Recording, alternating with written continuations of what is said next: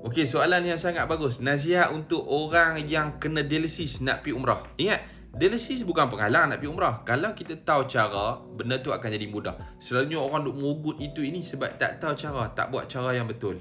InsyaAllah dengan cara yang betul, mudah segala perjalanan kita. Jadi aku nak share dalam video ni 5 tips untuk pesakit yang perlu dialisis. Yang pertama, aku sarankan pergi dengan syarikat travel. Janganlah duk pergi DIY, nanti nak berurusan apa semua susah.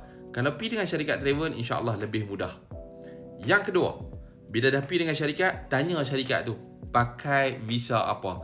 Kalau boleh, pakai visa umrah. Aku dah cerita panjang lebar beza visa umrah dengan beza visa turis. Ada kelebihan dan kekurangan untuk kedua-dua sekali. Tapi untuk khusus pesakit yang perlu dialisis, pakai visa umrah sebab banyak akan memudahkan. Kalau pakai visa turis ni panjang cerita dia. Panjang, sangat panjang. Yang ketiga, pastikan bawa surat-surat doktor.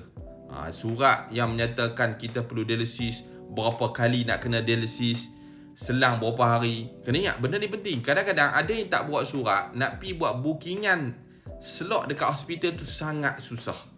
Yang selalu banyak kejadian ni, satu, tak buat surat. Yang kedua, pakai visa turis. Nak buat slot dekat hospital kerajaan tu sangat susah. Betul. Ini nasihat aku. Bukan tak boleh, tapi susah. Yang keberapa? Yang ketiga, yang keempat. Yang keempat, pastikan maklum awal dekat syarikat agensi tu. Kita ada pergi dengan syarikat, maklum kat dia, kita nak kena dialisis berapa kali, selang berapa hari. Dan kalau boleh, minta dekat dia khidmat tambahan untuk orang bantu kita. Khidmat tambahan orang bantu je nak. Dia akan ada bayaran tambahan supaya orang tu booking slot kat kita, orang tu bawa kita pergi hospital, sama ada dia tunggu atau boleh tinggal, selesai dia akan ambil bawa balik kita. Jadi tak pening. Kalau kita nak pergi sendiri ni, memang betul syarikat travel boleh uruskan buat bookingan slot dan sebagainya.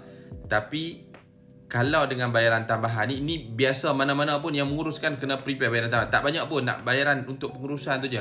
InsyaAllah mudah dan lancar. Cari syarikat yang friendly urus benda ni. TMK salah satu friendly.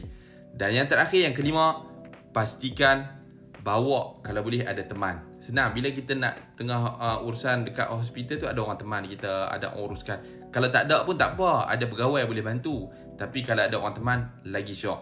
Jadi bonus yang keenam, jaga kesihatan, jaga makanan dan banyak bersabar, banyak bertenang. Rancang sebaiknya, insya-Allah akan rasa tenang sepanjang jalan. Jadi aku harap menjawab, aku harap info ni bermanfaat. Aku share juga supaya pakat apa share dekat saudara mara kenalan yang ada dialisis. Moga bermanfaat. Jangan lupa like, komen dan share banyak-banyak.